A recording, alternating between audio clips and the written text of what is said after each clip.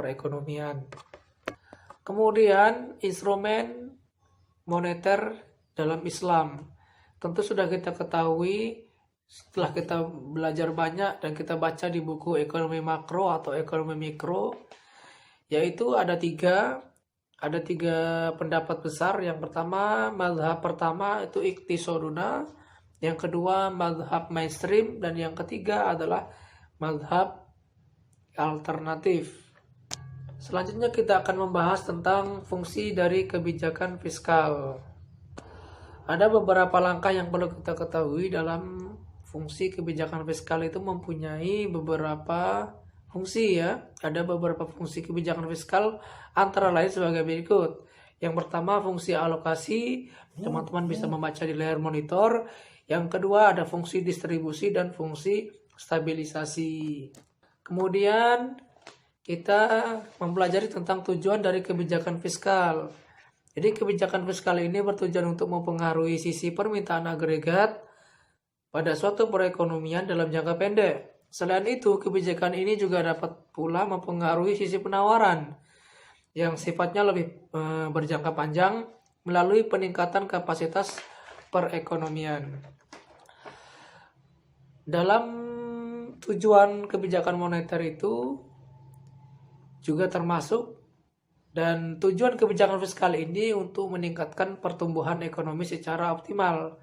Adapun caranya adalah dengan mencegah pengangguran, menjaga stabilitas harga, mendorong investasi sosial secara optimal, meningkatkan stabilitas ekonomi ditentukan ketidakstabilan dari internasional, kemudian untuk meningkatkan dan distribusikan pendapatan nasional dalam Islam itu sendiri.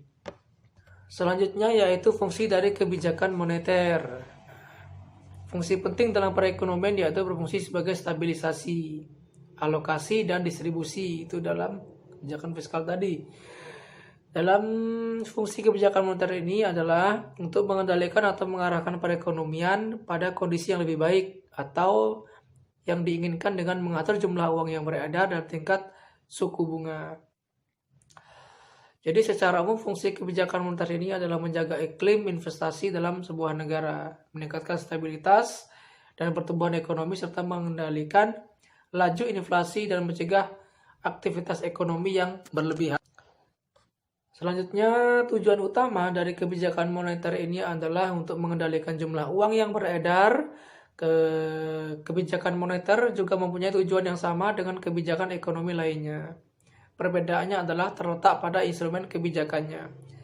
Jika dalam kebijakan fiskal itu, peran pemerintah mengendalikan penerimaan dan pengeluaran pemerintah, maka dalam kebijakan moneter, yaitu Bank Indonesia atau Bank Sentral lah yang mengendalikan jumlah uang yang beredar melalui kebijakan moneter. Jadi Bank Sentral dapat menambah, mengurangi, atau mempertahankan jumlah uang yang beredar untuk memacu pertumbuhan ekonomi, sekaligus mempertahankan stabilitas harga-harga. Berbeda dengan kebijakan fiskal. Jadi kebijakan moneter ini memiliki selisih waktu yang relatif lebih singkat dalam hal pelaksanaannya. Adapun kerangka strategis kebijakan moneter yaitu mempunyai tujuan yang ingin dicapai baik dari kebijakan moneter maupun kebijakan makro pada umumnya adalah bagaimana cara mencapai stabilisasi makroekonomi, seperti halnya stabilitas harga, pertumbuhan ekonomi, serta tersedianya lapangan kerja. Kemudian dalam transmisi kebijakan moneter pun juga bertujuan untuk menstabilkan, menjaga, dan memelihara nilai rupiah yang salah satunya tercermin dan tingkat inflasi yang rendah dan stabil. Kebijakan ini diambil oleh Bank Sentral atau Bank Indonesia dengan tujuan memelihara dan mencapai stabilitas nilai mata uang yang dapat dilakukan antara lain dengan pengendalian jumlah uang yang beredar di masyarakat serta menetapkan suku bunga. Selanjutnya kita akan mempelajari tentang peran stabilitas atau peran kebijakan fiskal dan moneter terhadap stabilitas makroekonomi dalam perekonomian. Perlu kita ketahui bersama teman-teman, dalam sebuah buku yang ditulis oleh Profesor Budiono mengatakan bahwa ada tiga golongan atau 3 kelompok atau juga 3 gangguan ya atau permasalahan utama yang pernah menghadang ekonomi kita. Yang pertama adalah gangguan yang berasal dari gejolak harga komoditi-komoditi, terutama komoditi ekspor ya atau impor. Kita mengingat pada tahun 1980-an, ekspor utama kita pada waktu itu adalah minyak bumi dan mengalami penurunan harga dan anjlok dengan konsekuensi serius pada APBN dan neraca perdagangan kita. Kemudian pada dasawarsa 2000-an, minyak bumi ini naik harganya, namun sayangnya negara kita sudah menjadi negara pengimpor minyak bumi. Kemudian gangguan yang kedua adalah bersumber dari gejolak aliran modal. Teman-teman bisa membaca di layar monitor. Yang ketiga adalah gangguan yang terkait dengan alam atau seperti yang kita sebut dengan El Nino atau peningkatan suhu pada suatu negara atau suatu wilayah yang menyebabkan berbagai bencana alam. Tercatat di negara kita pada tahun 97 sampai 98 itu negara kita mengalami kekeringan yang panjang. Juga pada tahun 2004 atau 2006 itu mengalami bencana tsunami, dan pada tahun berikutnya pun kita mengalami hal yang sama, yaitu pada bencana alam yang lainnya. Seperti itulah contohnya bencana alam yang disebut dengan El Nino. Selanjutnya perlu kita ketahui bahwa kredibilitas kebijakan sangat penting untuk menghasilkan stabilitas dalam perekonomian. Dalam era emas ini, ya, cadangan emas yang dimiliki oleh negara kita menyatukan 3 aspek stabilitas yang dapat dicapai oleh Bank Sentral.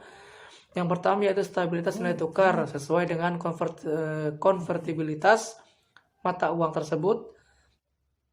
Kemudian yang kedua, stabilitas sistem keuangan karena jumlah uang yang beredar dan kredit.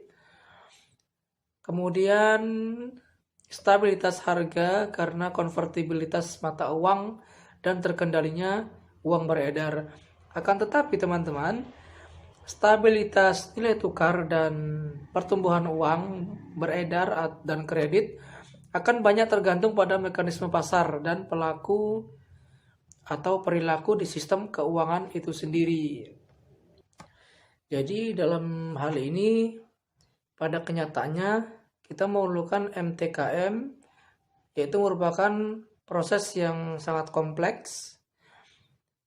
Kita juga bisa melihat bahwa apa yang dimaksud dengan MTKM yaitu merupakan suatu proses yang relatif kompleks karena melibatkan interaksi antara bank sentral, sektor keuangan, pelaku ekonomi, dan juga kebijakan pemerintah dan otoritas lainnya, baik dalam maupun di luar negeri ataupun secara internasional. Jadi bahwasanya kebijakan moneter itu juga berpengaruh terhadap perkembangan suku bunga, nilai tukar, yield obligasi, dan harga saham. Di samping volume dana masyarakat yang disimpan di bank, kredit yang disalurkan bank, penanaman dana pada obligasi, saham maupun sekuritas lainnya. Jadi dalam MTKM ini kaitannya dengan teori dan kebijakan moneter.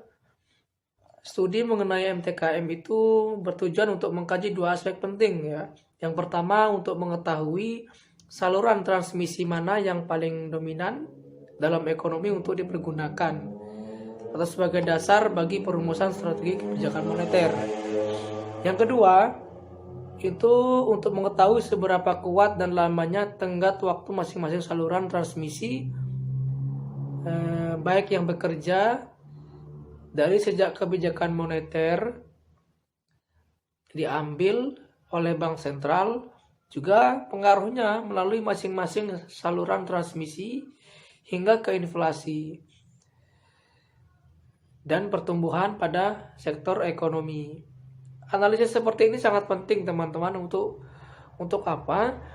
Menentukan variabel ekonomi dan keuangan mana yang paling kuat untuk dijadikan sebagai leading indicators atau yang biasa dikenal terhadap pergerakan inflasi dan pertumbuhan ekonomi ke depan, serta variabel mana sebagai indikator untuk penentuan sasaran operasional kebijakan moneter.